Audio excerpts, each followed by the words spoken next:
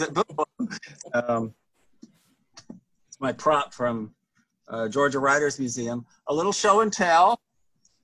If you really like Good Country People, you should check out this book called The Book of Holga, an entire poetry book inspired by this story. Rita Mae Reese is the author. She won the University of Wisconsin Book Prize one year for this collection of poems that take off from this story. I also want to recommend to you a Joyce Carol Oates collection called Sourland, because it has in it her rewrite of Good Country People called Amputee. It was originally published in an issue of Shenandoah devoted entirely to creative responses to O'Connor. It's really quite something. I will have occasion to say something more about the Joyce Carol Oates story later. And you should also know that Reconsidering Flannery O'Connor, edited by Allison Around and Jordan Koper, has a cover. Now it's forthcoming from the University Press of Mississippi, December. And it has an essay by Monica Miller, who I sometimes see on the screen. There she is. Hi, Monica. Okay, we're off to the races. I have my shopping list of things here. Feel free to interrupt at any time. I should also mention right up front, there is a film version of Good Country People, about a half hour long. Low budget. It's you will never be able to get the kissing scene out of your head if you watch this movie. So I warned you, and I think it's probably possible to, find this film on the internet. I know that Special Collections here at Georgia College has a copy, and so that's where I always go when I feel like I need to see that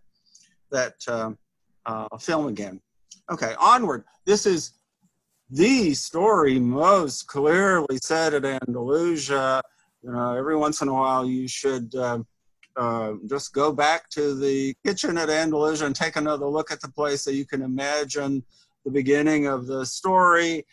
Mrs. Freeman hanging on, part of the furniture and looming over Mrs. Hopewell and Helga Joy as they are eating breakfast. And of course it ends in the barn out back, which the barn's probably a little further away from Helga's house in the story, but you can't not think about Good Country People when you visit the barn, which when Andalusia is open again will be ready for everybody to visit someday. A little bit about the composition of this story. It was written very quickly, right as A Good Man is Hard to Find and Other Stories was about to be published. Flannery sent the story to Robert Giroux and said, could we substitute this for one of the other stories you were going to put in the collection?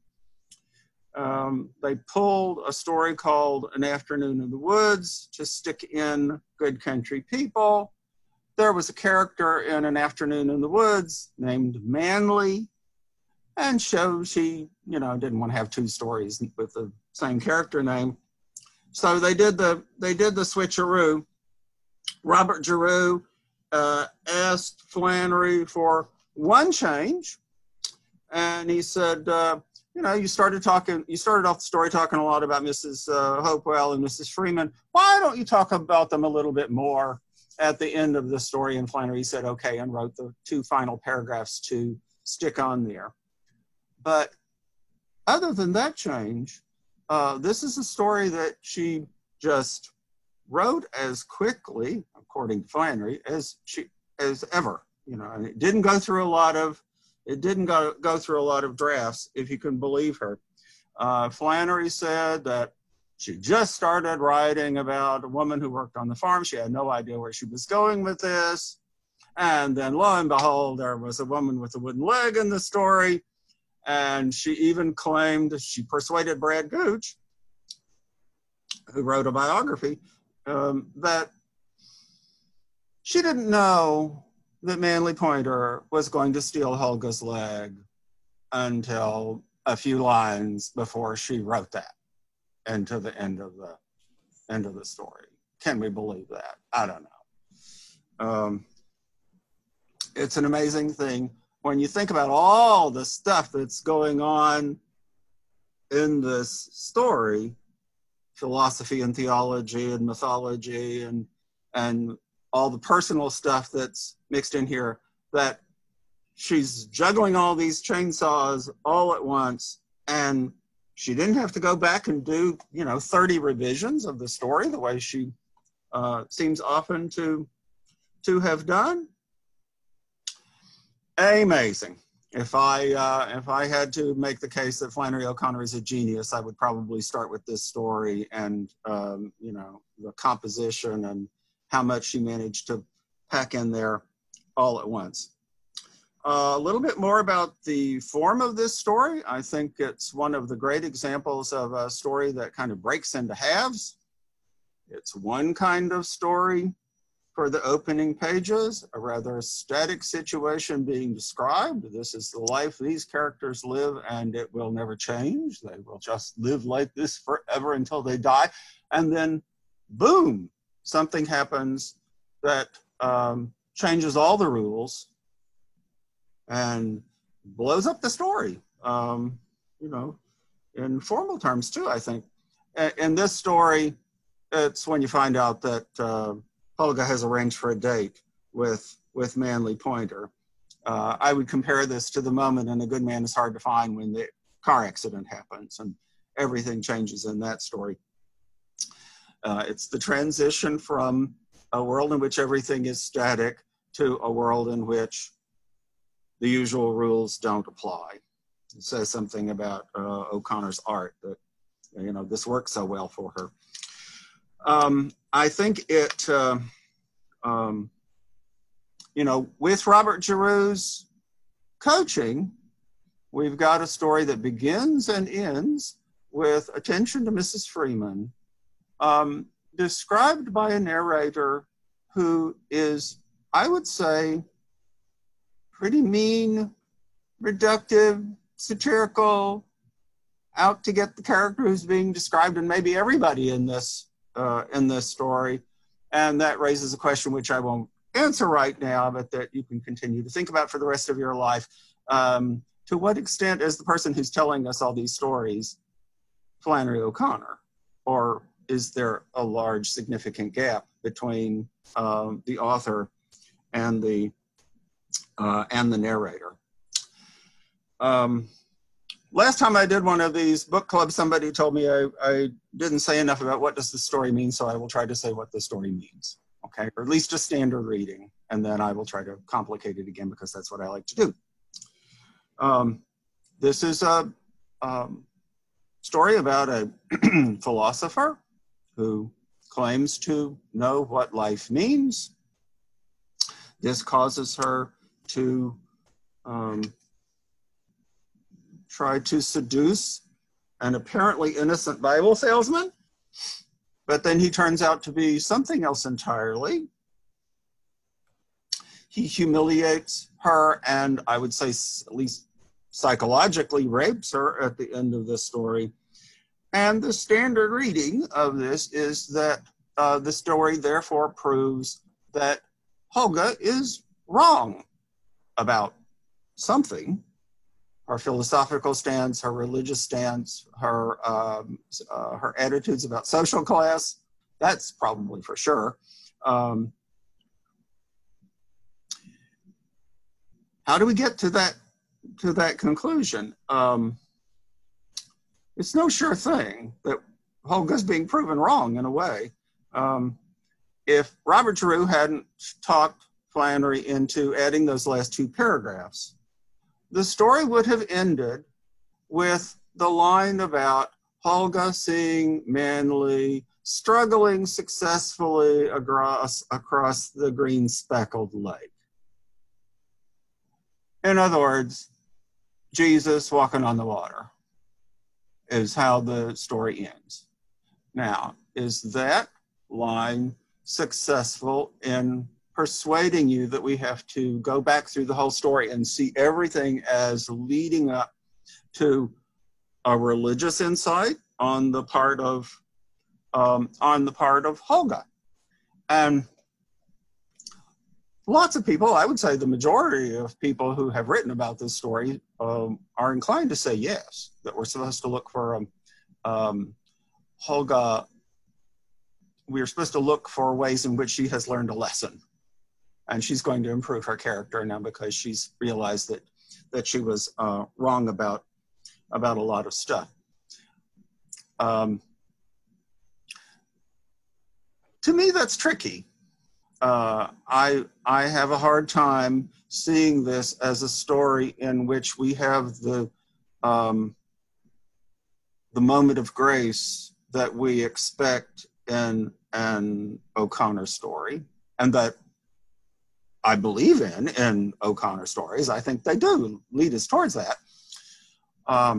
Holga's definitely having some sort of significant experience, but to call it grace just bothers me. I think I'm being asked to say, oh, it's it's good for your soul to get raped, and I rather balk at that. And I've even had students who have said, and I don't know how to prove them wrong really, that it's just as plausible that at the end of the story, Holga will become more of a nihilist than she was at the beginning of the story. And the story might prove to her that she wasn't really a nihilist. And maybe at the end of the story, after all of this horror and humiliation and the prospect of facing Mrs. Freeman again at breakfast the next day, who's going to ask what happened, that you came limping into the house with no leg, with no artificial leg. This might really put Holga over the edge. It might not improve her. It might not improve her character. I have myself joked in class about, what's going to happen after the end of the story. And one of my answers is, well, Holga is on her way to the local gun store to get a bazooka, and she will end up shooting everybody else in sight because they're going to push her over the edge. There's some sort of transition, which I won't provide, to get from that discussion to the notion of the strong possibility that Holga is Flannery. Now, of course, Flannery told us that that's only a little true, that she creates characters whom she can dominate, whom she can understand, who she can keep control of. And if she wrote a story in which she could be identified as one of the characters, well, that would be an unsuccessful story. Well, I think this is one of the great stories. It's totally successful in every way, as far as I'm concerned. Flannery would probably not like, the next 3 minutes of what I'm going to say about how the story is autobiographical, and she is to a large extent Holga. Okay. Bruce, before you go into the next 3 minutes, I think Lynn might have had a question. Did you have a question, Lynn? I was just going to comment two things, I think. One, in her Praying with Flannery O'Connor, a book by somebody else about her routine and prayers she may have said, it's a quote of Flannery's is that God is always extending grace, but it's often not accepted. In fact, usually not, something to that effect. Sure. And also I was going to mention that he took her leg. He also apparently knocked her glasses away from her, or took her glasses. He took her glasses. He put them in his pocket. So there you go. Yeah, he took her glasses. Wow. So getting back home should have been a problem. I think she would have had to howl quite a bit to get some help out of there. Oh, see, now I have always imagined how Helga was going to be able to get down those stairs with just one leg, that ladder outside of the barn. That there's a lot of room for different interpretations here. Is she going to be able to get back home at the end of the story? It's like the life you save may be your own. Will our desperate put upon female character be able to get back home? So that's a good point about Grace. One way to look at Grace and O'Connor is that it's always there. It's always being offered, and characters just need to wake up to it. And I would say, sure, yes, I buy that. When I say I resist calling this a moment of grace in the story, I'm thinking, I guess, more specifically about moments in the plot that give a character a good opportunity to have a recognition that is good for the soul. And I'm happy to point out lots of moments of grace in lots of Flannery O'Connor stories, and in both novels. I think this is a story that leads you up to that kind of moment, and then Flannery says, but this isn't going to be like the others. It's going to not quite work that way. But there, I'm veering off into personal opinion about the story. It's a very depressing, painful story, and one does wish to find something to relieve the pain at a certain point.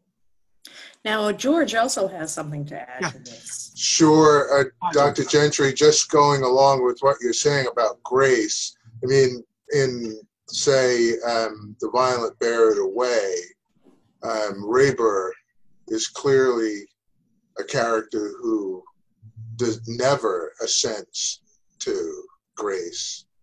And I guess just in line with what I thought I heard you saying, that Helga, we don't really see at the end any opportunity and with that, any indication that she assents to anything like grace.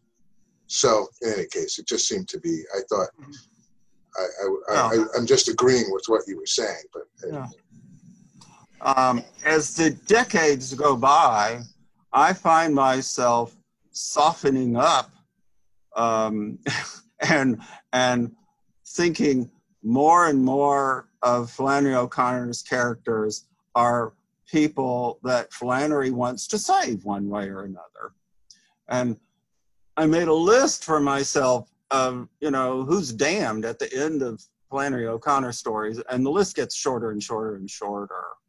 I think I put Manly Pointer on there, but not very many other characters. And so I think Flannery still has plenty of hope for Helga. I just don't think it's in the story. I think it leaves us at a point before the real moment of grace that Flannery might have in mind for Helga. Well, it looks like Heidi shared with us a nice quote that can move you into the material we were talking about before, but Catherine also has a comment she seems to want to make. Sure. Hi, Catherine. Hi there. The way I've always seen the ending of the story is that Helga feels safe in being an atheist as long as everyone else believes. And she has some, they're so stupid, they believe, blah, blah, blah. Mm-hmm. And it's not until she meets somebody who actually does not believe, that is what really kind of knocks the stuffing out of her. Wait, you don't believe? And she can see he truly doesn't, which I've always interpreted as she's realizing that maybe all along, maybe she has. Yeah. If that's grace, maybe it's like the grace has been hidden somewhere all along, but that's always the way I took it. And that would maybe make that Jesus image at the end, kind of in a weird way. And some of what I have to say fits that, that reading, that Helga believes in some things, more than she wants to admit. Now, Heidi, I think. Yeah, Heidi. Unmute Heidi. Oh, it's okay, Dr. Gentry. You can go ahead and speak. I just thought it was a perfect segue for you. But in this letter from the newly published book, she also does say that anyway, Mrs. Freeman's remarks are not much credit to me. She lives on this place, and all I have to do is sit at the source and reduce it a little so it'll be believable. As for the other lady, I've known several of her since birth, and as for Helga, I just by the grace of God escaped being her. The Bible salesman also came without effort. I am mighty afraid he is my hidden character. So that's what I've been chewing on this. He is my so, hidden thank character. you. I missed that line in the Alexander book. Yes, you reading Flannery O'Connor's letters that are about this story are fascinating because people are constantly saying to her, "You're Helga, right? You know, what's this got to do with your life?" And she would deny it and admit it and deny it and admit it, and she'd go back and forth and say brilliant things about the writing of fiction along the way. Okay, the two short anecdotes about how the story has to do with real life in the 50s in Milledgeville. I'll give you, short versions of these stories, and you can go look them up more later if you're of a mind to. One is the story about Eric Lankier. Danish textbook salesman came to GSCW to sell textbooks. Professor said, "You should meet our famous local writer." He was driven out to Andalusia. He met Flannery O'Connor. They fell in love. They wrote Flannery O'Connor wrote love letters to Eric Lankier. He dumped her. She turned him into Manly Pointer. He saw every story that was in her first collection except Good Country People. And then the book came out and he wrote her a letter and said, "Was I by any chance the basis for this character?" And she lied. She said, "Oh no, you have nothing to do with Manly Pointer. You're wonderful and he's terrible." Well, that's, that may be true, but he still is that character. Eric Lankier, who's still alive and well, he's in the documentary that's, I guess kind of out now called Flannery. He's quoted in there saying, what is the line? "Kissing Flannery O'Connor was like kissing a skull or like kissing a skeleton," which has endeared Eric to, Flannery fans all over the place. The story is, and everything else it's got going on in it, it's also a kind of love revenge, and it's written by somebody with a broken heart, amazingly. And the other story is about Vera Puckett, a local person. Flannery went to high school with her. She had an artificial leg, acquired in a manner similar to the way Helga acquires an artificial leg. She had a bad relationship with her family. She changed her name. Vera changed her name to Pete and lived basically as a man. Apparently she had relatives who thought she was a man. The little kids in the family never quite realized that Uncle Pete is really Vera. And there are lots of connections that one can trace. And she's related to a number of people who are still around Georgia College, and Charles Puckett, who's still teaching at Georgia College, found some photos and showed them around to his relatives, and they've agreed that we've got a handful of photos of Vera Pete Puckett. Now, I'm publishing them this August, and it's quite a tale. The other fascinating thing about Vera Pete Puckett was that this real person from the 50s worked in the store of Marion Stembridge, who is famous for shooting people in downtown Milledgeville and being turned into the main character in another book that won the National Book Award, Paris Trout by Pete Dexter, who was living here at the time of the shootings. Vera was having a hard time getting a job. Marion Stemridge was having a hard time hiring anybody. And so, you know, a person with an artificial limb in 50s Milledgeville was just grateful for any job she was even willing to work for Marion Stemridge. Vera Pete Puckett is still quite a mystery. Nobody knows where she's buried. We think she died in Florida somewhere. She was kind of sent away and rarely came back for visits. Lots of relatives were told to stay away from her. And she was not friends with Flannery O'Connor, I don't think, but I think that Flannery would pay attention if she saw somebody with an artificial limb going to high school with her. I just think she couldn't resist that sort of thing. It's one more thing that Flannery would put in the blender, and every once in a while something like that might come out in a story. Next topic, we have to say something about name symbolism.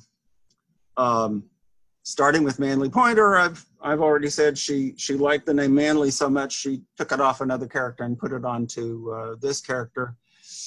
It's probably primarily a reference to the phallus. And I have no doubt that Flannery O'Connor would put a cheap sexual pun joke into her story. It's not really his name, you know, he says that's not his name. It's one more made up one. So he's like Holga in that he's given himself another name. There are other things that a Manly Pointer could refer to. It could be that that it's vaguely a reference to a gun. It could be that it's a reference to a stick.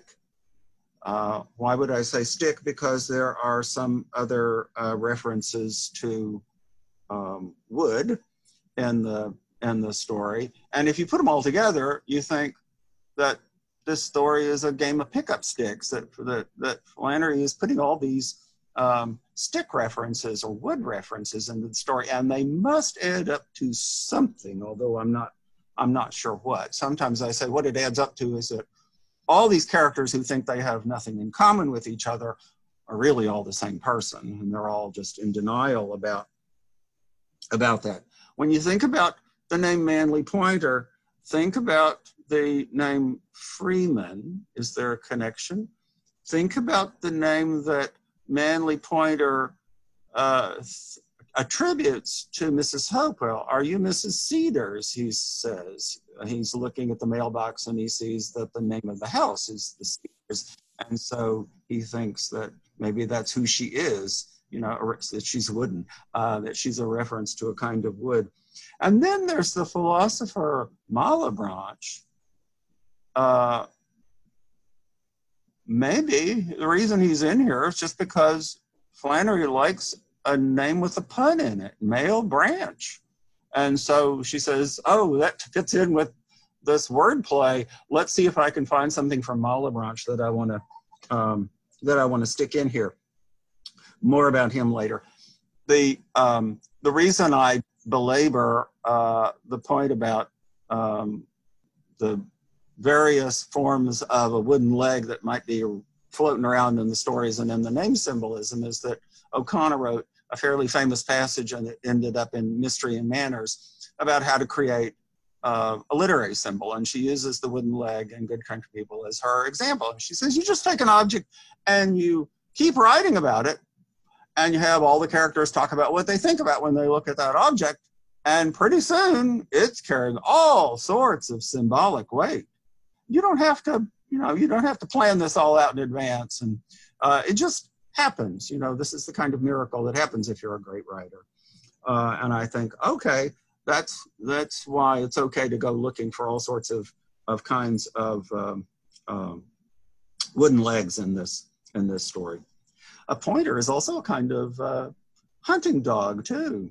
What's that got to do with what happens in this story? I would say plenty. And then there's the name Mrs. Hopewell. Does Mrs. Hopewell really hope that things will be well, or and does she really have any hope? Is Mrs. Freeman really a free person? what are you going to do with the daughters of Mrs. Freeman that, you know, Helga changes their names too. She calls them Glycerin and Caramel. What in the world kind of meaning is there to that? And then, of course, there's the name Helga Joy, which everybody has a take on. Everybody who writes about the story has to do a thing about what they make of the name Helga Joy. Does Helga want to be joyful? Or does she really dislike the whole notion that anybody should feel joy? Where does the name Helga come from, and what does it mean? Is it a of the letters of the word laugh? Is it somehow supposed to give off a Scandinavian vibe? I've heard people say that. I've always thought that the main reference is to the mythology, because there is a line about this in the story. Bruce, before you get into the mythology, can you have George, I think, has a question he wanted to ask. Yes, George. Yeah, I guess I'm just wondering about the activity itself of naming. That I've actually thought about this story in that regard. That there seems to be that seems to be one of the themes of the story, and at the end with Helga and Manly Pointer in the barn, we get the two characters who seem to sort of be the ones who go through this business. I mean, before she gets there, Helga, we find out, has renamed herself. I'm not taking the name my mother gave me, but I'm going to give myself a name. She renames Miss Freeman's daughters. She gives them other names. And Manly Pointer, when they're confronted with each other at the end, Manly Pointer then says to her, "Well, I'm continually renaming myself. Every time I come to another house, I give myself a new name." And so it just seems to me, and of course we know that in Genesis that Adam was sort of given that was really the first power that God gives him, is the power of naming the animals. So in any case, I guess I've always wondered that whether the story itself wasn't sort of thematizing the issue of naming. And Manly Pointer, Manly Pointer's name says something about the function of a name. The name is a pointer. Sure.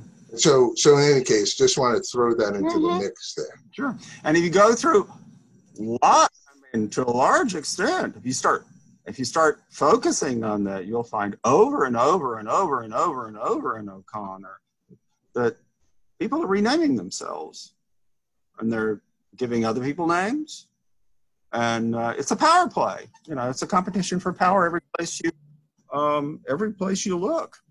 I guess I would say. So that's one we're not going to exhaust. What does the name Helga mean, or at least one meaning for it? I think it's a reference to Vulcan, classical mythology, the god of artistry, craftsmanship. He is married to Venus, Aphrodite, who goes and has an affair with the god of war. Vulcan wants his revenge on them, so he goes back to his workshop and he creates a very fine net. It's so fine it's invisible. He puts it on the bed where the adulterous couple have their trysts. He catches them in his net. He calls all the gods to come witness his vindication and his revenge on his wife and her lover. And what happens is the gods all make fun of Vulcan. It doesn't work. It backfires. And another little wrinkle in the background of Vulcan is that he is the son of Juno, and had a bad relationship with her and tried to get revenge on her, and it didn't work. There's that story too. And Juno is somebody that Flannery refers to every once in a while because she knew that Juno was associated with the peacock. Oh God, how far do we push these things? I think Chan also has a comment she makes. Hi, Chan. All right, there you are. Sorry, Chan, you're going to have to, I think, acknowledge. Yeah. There you go. There you go. You're all good. set. You can push it one more step further, because wasn't Vulcan lame? Oh yeah, that's one more reason why he is Holga. She looks for the famous god who is kind of comparable to her. He's a man, but hey, we're always crossing gender lines in O'Connor characters' minds. So yeah, that's one more thing, is that he has a damaged foot, a clubbed foot. He has something wrong with his foot. He's the ugly god who tries to create beauty as a compensation. Does Holga know this myth? Does she realize that she is naming herself for somebody who tried to get revenge and failed miserably? Or is she misreading the mythology? Does she just see him as a powerful god type? I want to be powerful like him, and then gets undercut by her plotting just the way he does. Well, I'm not sure. Does she know what she's setting herself up for or not? One of my generalizations about O'Connor stories is that anytime an O'Connor character makes an allusion to mythology or starts talking about philosophy or religion, they get it wrong. And I would say, look at, or at least possibly wrong, look at the way Heidegger appears in the story, and look at the way Malebranche appears in the story, and, can you prove that she gets this? That she understands this? I don't think anybody understands Heidegger. So that's easy, I'm not sure that Holga does. I think, it's just close to gibberish, the way Mrs. Hopewell says. I'm on Mrs. Hopewell's side for that much of the story. George has something to add. Yes. Just very briefly, that Heidegger is the one person who remains unnamed in the story. That's good. Yeah, right. We're not going to admit who said that. I once had to find an entire essay before I got to the quotation. This is in the story. It's the very last paragraph of the essay by Heidegger. I did not understand a single sentence of what I read throughout the Heidegger essay. It did not give me any enlightenment about where he's coming from. Is he a nihilist or is he an anti-nihilist? I have seen philosophy people argue both sides of that, and I'm not believing that Holga has got this figured out. And then Malebranche. Here's another big confusion. Somebody go write me a 40-page article about O'Connor and Holga and Malebranche. What does Malebranche believe, and why would Holga talk about him over breakfast with Mama? You can make some sense of it by just looking at what she says. Malebranche was right. We are not our own light, and this is the way a line she uses to attack her mother. So, mother, you are not your own light, which means what exactly? It means you can't enlighten yourself. You don't know who you are. She says, do you ever look inside and see what you are not? God.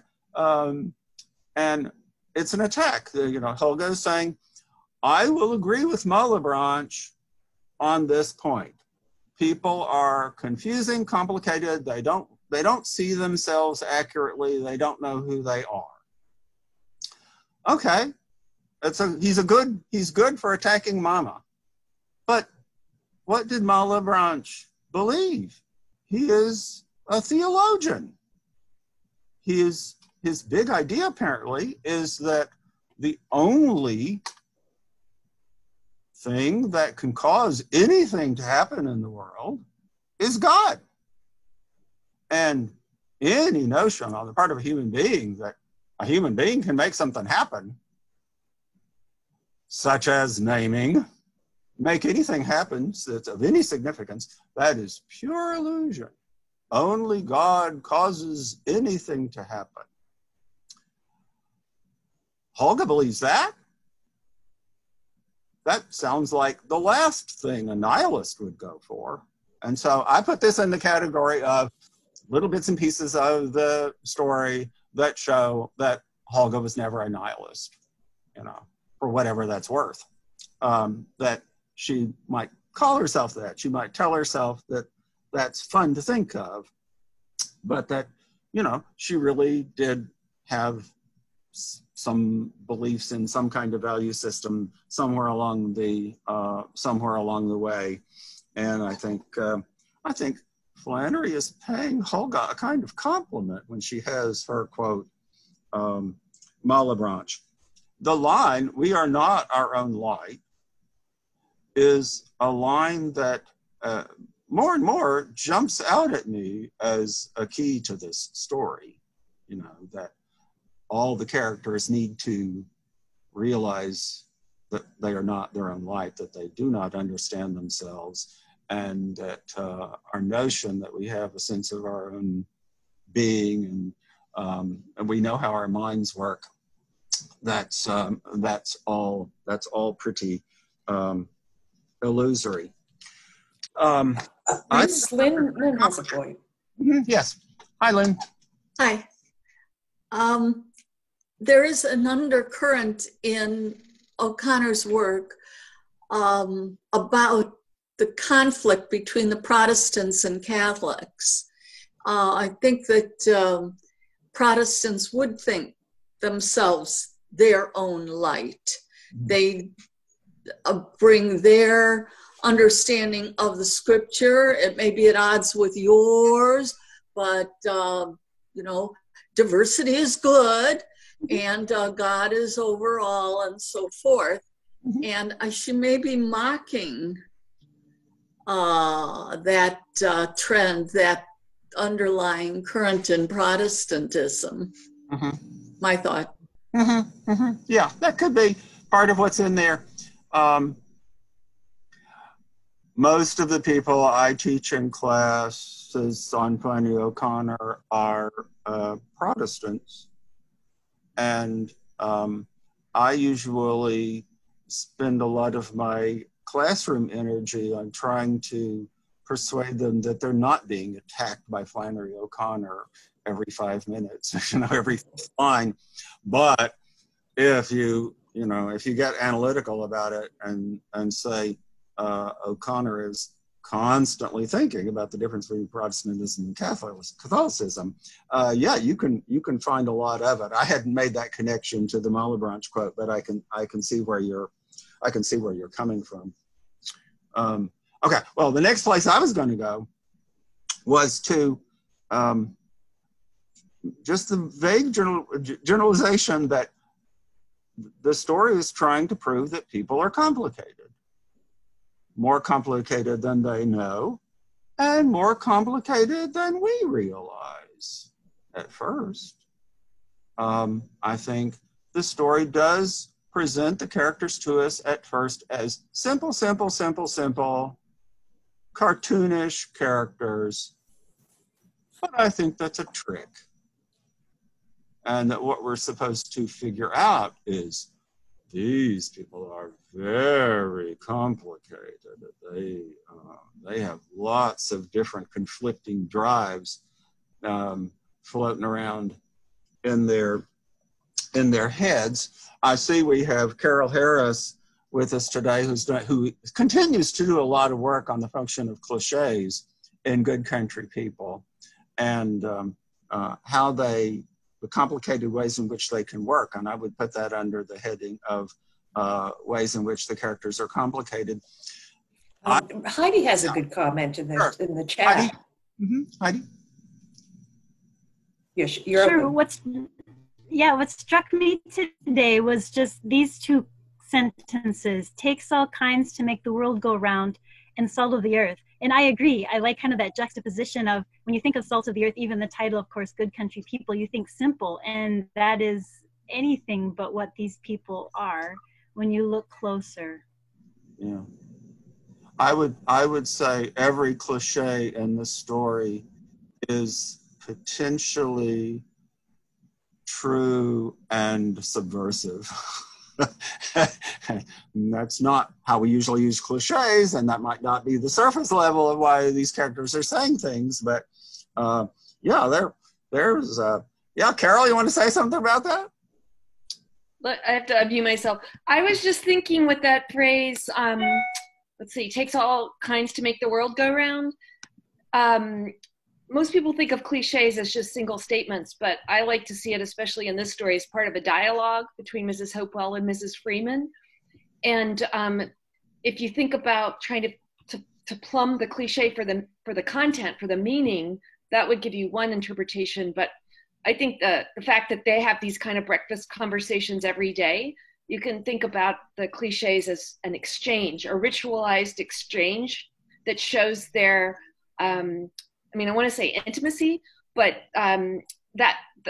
that's very complicated because they're different classes. It's almost as if that ritualized exchange is what allows them to have a connection, even though they are from different classes. So, all right. And are also, Holga or Joy, in the end, when she bursts out like, "Aren't you just good country people?"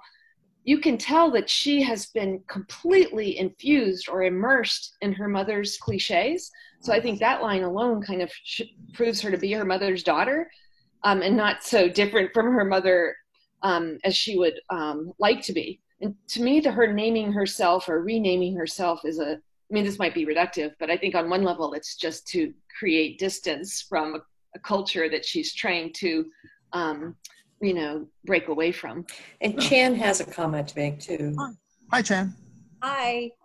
It popped into my head. I'm a little rusty on Rousseau, but the natural man popped into my head when I was thinking about Mrs. Freeman, that Freeman might have something to do with Rousseau's natural man.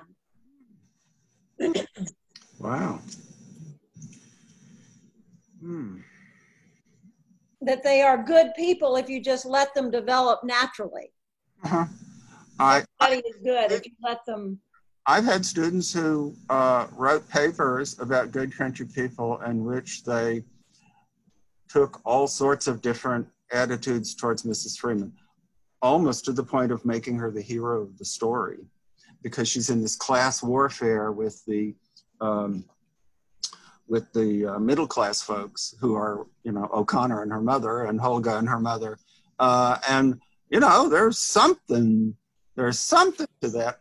I've also run across the notion several times, and in submissions to the Flannery O'Connor Review, they've never gotten published, but people are always playing around with the idea that Mrs. Freeman and Manly Pointer are in cahoots, and that she trained him on how to get those Hopewells. And I think you can all write the referee's reports to this reading. There's just not quite enough evidence in the story to back this up. But I will say, people keep bringing up the possibility that there's some similarity between Mrs. Freeman and Manly that the story doesn't spell out. And I think that much is true. Yeah, I see his hand up. Catherine and then Monica. Hi, Catherine. Hey there. This has nothing to do with what we were currently talking about, but you brought up Protestantism, and I thought it was interesting how you're always having to convince your students this isn't against them, etc. And just something in the story I've always wanted to ask somebody about, so I'd love to see your point or anybody's point about this. The whole idea of the condoms are only to be used to prevent disease, which would make them, as I tell the students, Catholic condoms, because particularly at this period of time, rhythm, right, you were not allowed to use condoms, right? Not allowed to use because that's blocking God's will.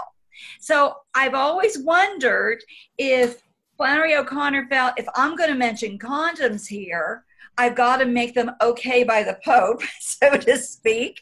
Or was that just somehow a little joke, a little dig or something? But I've always found that it's so pointed, it's so there, and I'd love to hear what other people have to say about that. Okay, Carol has the answer. I see her hand up.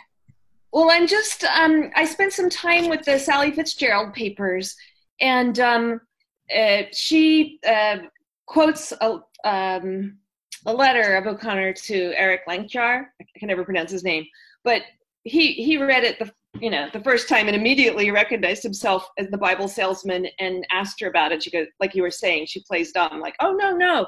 But she says that I only used your contribution to it was largely in the matter of properties and to gain information. So this is the quote that to respond to what Catherine said.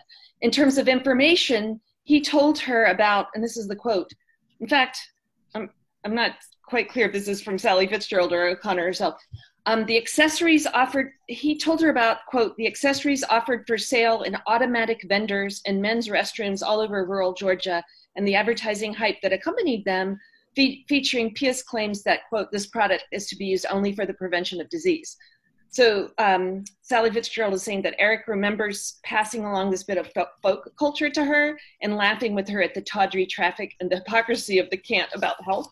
So I don't know if that's common knowledge in terms of a letter, but I think that's the way she responds to him, saying that this wasn't a retaliation against you for dumping me, but I just used you for, the sort of pornographic information that you were sharing with me about men's restrooms in Georgia. But so you think Eric taught Flannery about what's on the walls in men's restrooms? Is that where we're going with this? Cool. And then Monica has a comment too, yes, which goes in a different direction. Okay. Yes, Monica.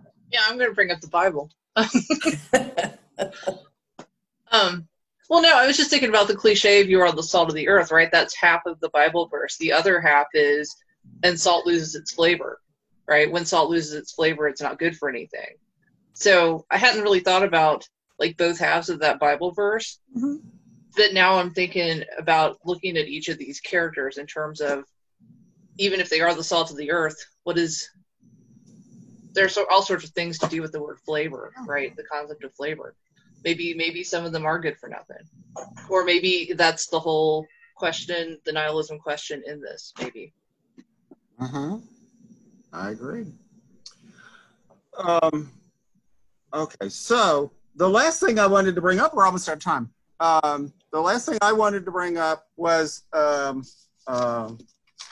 Joyce Carol Oates story, Amputee. I want to say,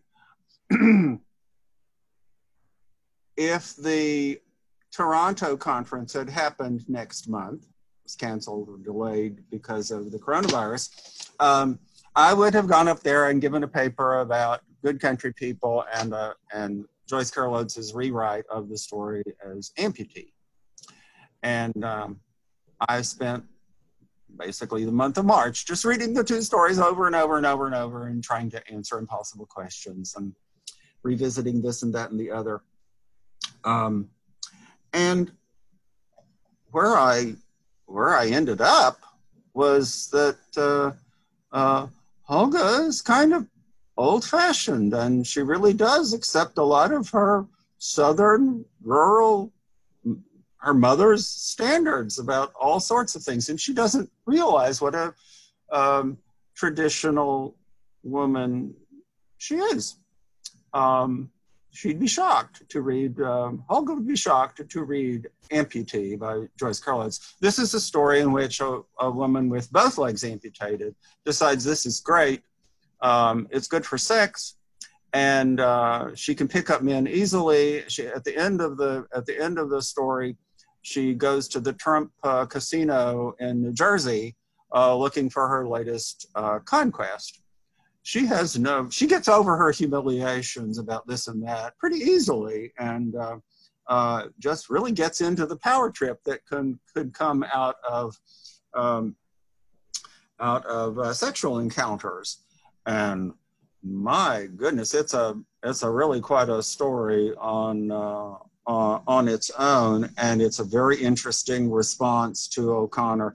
Joyce Carol Oates, by the way, did write pretty good criticism about O'Connor early in her academic career, and she has used O'Connor over and over and over and over and over. And fascinating thing is Joyce Carol Oates denies the influence. You can get her to say amazingly odd things about, oh yes, I have nothing in common with Flannery O'Connor. Over and over and over, she's rewriting O'Connor and using O'Connor in all sorts of ways, and she just has to deny it. It's a fascinating thing to watch. That's it. We're out of time, or we can shift to any comments anybody else wants to make here at the end before we use up all of our hour. What else, folks? Mary Janice? Mary Janice. Question, I guess. Did anyone feel that when Hulga finally said yes to Manly and allowed him to take off her leg, that she was at a point where she was surrendering herself and learning how to do that, something that she did not do with anyone else, and that could be that a moment of grace that allowed her to give love, or accept love, which she thought was love. It wasn't. But is that a possibility in anybody's mind? It is not. I think she's falling in love. I mean, for Hulga, I think this is a real step. At the end of the story, my big question is, will she ever do it again? Will she ever be vulnerable? Will she ever allow herself to be so open? Or will she just hunker down and back into her corner and cut herself off from other people even more effectively than she has in the past? I mean, so that's an interesting way to put it, to say maybe that moment of grace is in that moment, not at the end when she's seeing how this has gone, when this has gone sour. We also have a by lesser writers in which having sex is the moment of grace. Victoria and then George. I think what I kept, well, she calls him poor baby. She looked at him and said, poor baby. You poor baby. That is a non-Hulga-ish kind of thing to say. The other thing that kept going through my mind over and over and over is, honey, you just got hoisted on your own petard. She was going to manipulate him, control him, and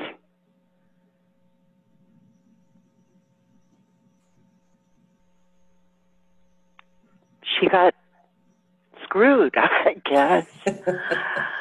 Kind of, sort of, literally, or not literally, but not literally. That just kept over and over in my head. Yeah. Sorry. George? Yeah, I just wanted to come back to, I see she has her hand up. I just wanted to come back to what Mary Janice was saying before, that, I mean, part of me wonders whether the story isn't a story about pride and a fall. Pride goeth before the fall. And it's sort of interesting to me that at the end, actually I'm spilling some ink on this, but at the end, what do we have? We have them going up into this loft. But even before we get there, we have a couple of instances where the narrator has Manly Pointer looking down at Hulga, but they go up for this moment where she's going to somehow fall. And I thought Mary Janice was saying something about her finally surrendering. But it strikes me that that's the setup that we get in the story.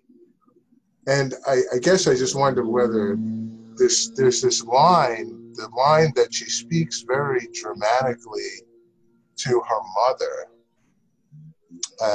at the breakfast table one morning. Woman, do you ever look inside? Do you ever look inside and see what you are not? God. and the juxtaposition of those two, the sentence and the exclamation, sort of have just this beautiful ambiguity.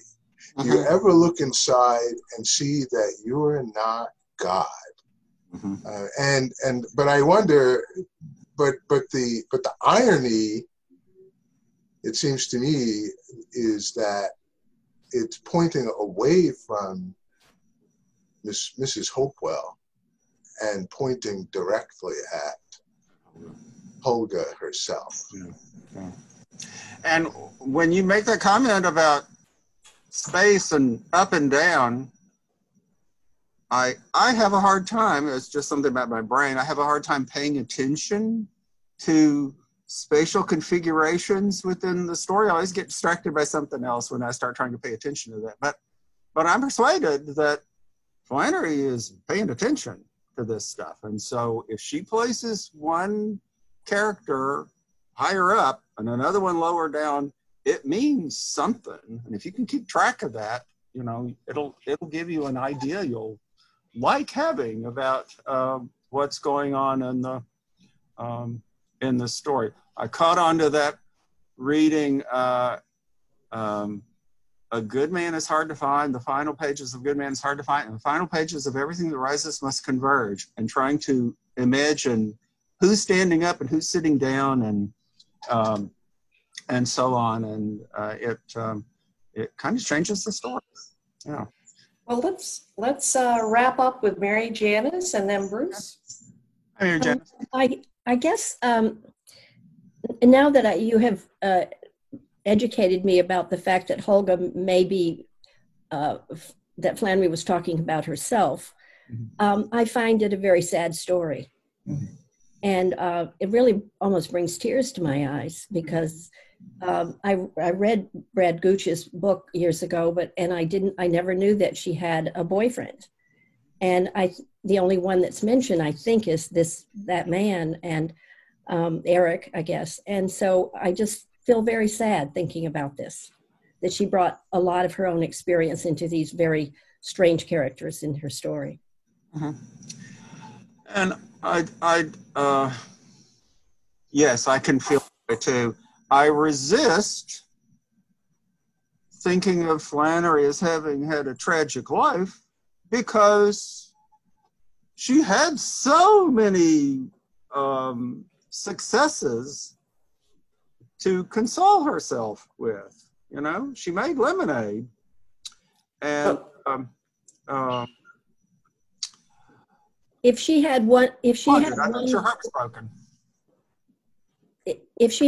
boyfriend in all those years, and perhaps didn't have her first kiss till she was 31, I don't know what year she might have had her first kiss. That's a long time to wait for love. Yeah. And then when she became ill, that was not an option for her, you know, in the rest of her life. So I sort of am overwhelmed with the sadness, having known her a little bit. Yeah. All right. Okay, that's. Thank you, Bruce. Story. This has been so much fun. Painful story. I love it. All right. Thank you all. We'll do it again sometime next time. We will. Yeah. All questions will be answered. All questions. Okay. Bye. Bye.